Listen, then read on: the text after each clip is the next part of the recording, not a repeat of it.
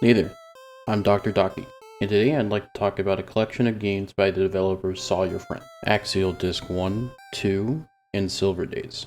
With beautiful artwork, animations, and an absolute banger of a soundtrack, I continue to be astonished by what people can create with the RPG Maker software.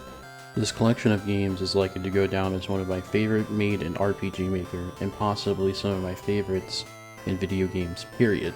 It will definitely go as one of the games that I wish I could try to play for the first time.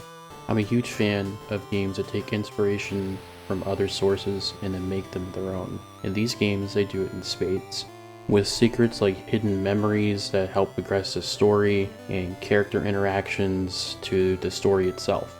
A great example would be in Axial.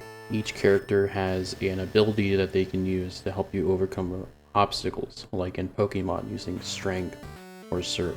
Now I'm going to do a little introduction to each of these games, talk a little bit about the story, and then wrap it up with my thoughts on the games. To start with Disc 1, you are met with the main protagonist of the story, Ollie, where you start in Stardust City.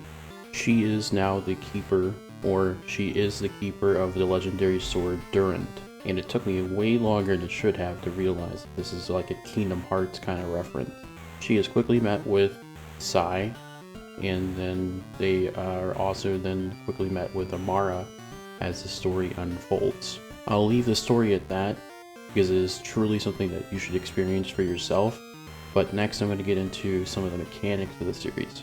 The combat system in the Axial series is basic JRPG fare, except for you have set abilities that you can slot to each character.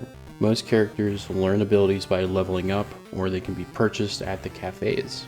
Now with the character Ollie, she has a characteristic, which a characteristic is like a unique ability that each character has.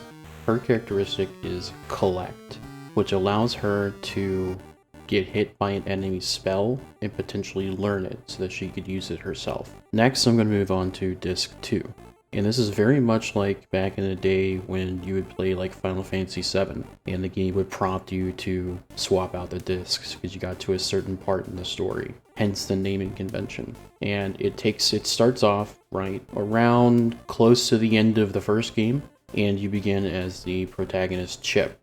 And from here, you notice that it's incredible. You are in the same world as you were before, and nothing's changed. It's the same world, you're seeing it from a different perspective. I haven't really seen any other game do it exactly like this, and it is amazing. It also prompts you to use your save from Disc 1, so you can import your levels, items, and accessories and other things from your save from Disc 1 to Disc 2. Now these games also have items that allow you to summon characters from other media, I believe it's other games, and it's really fun.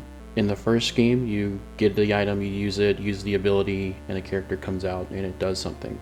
In Disc 2, you do the same thing, but it plays a little title and tells you what the character's from. My favorite was a mysterious map.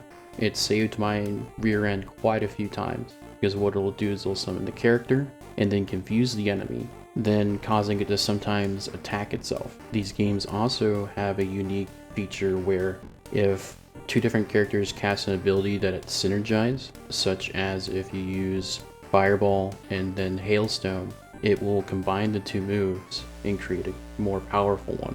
Now before I move on to Silver Daze, I just wanted to say that these two games are incredible. I loved every moment of it, from the art to the music to the characters. And I'm not typically a person that likes to go secret hunting or do additional content in games. Usually when I beat a game, it's done. But I found myself wanting to go back and pick it up, find all the secrets, do the extra content. And to me, that's a hallmark of a beautiful game.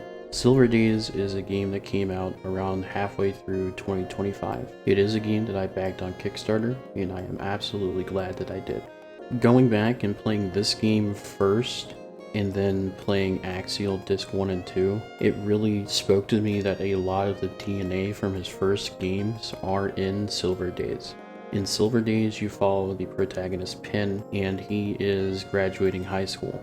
And it starts off talking about how the challenges that come with that. And shortly after, something happens and the world is turned topsy-turvy, and his goal is to find his friends and set things right. And the story that unfolds is a coming of age story that gripped me from the beginning, and I kept wanting to get more and more. I sat down and played this almost in one sitting. Now, this game, just like the other two, are standard JRPG fare. However, again, things are changed.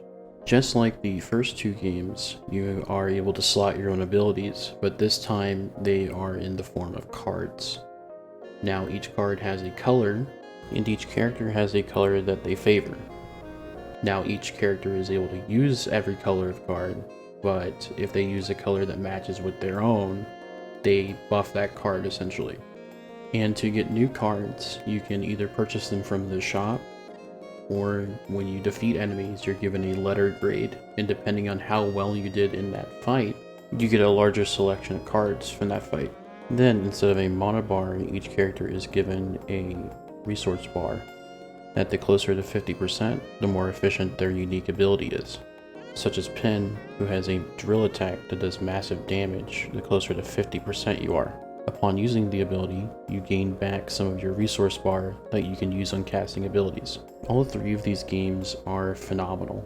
After completing them, I often find myself thinking about the story and the characters, and I put the soundtrack on when I'm going to work or I'm just relaxing, and they really reinforce how I feel about RPG Maker as a software and its community, where people are creative and amazing enough to create these types of games. With that said, I really do hope that you check out these games. Really not an excuse for you not to at least check out Axial Disc 1. It is free on Steam. As always, I'm going to include a link to the games in the description, along with Sawyer Friend's Bandcamp, where you may purchase all of his music, including the soundtracks for 3 of these games. Also, please check out my Steam curator for more recommendations on RPG Maker games, link in the description. Please like and subscribe if you like it. Feel free to leave a comment or contact me on Twitter, and you have a great day. Thank you for watching.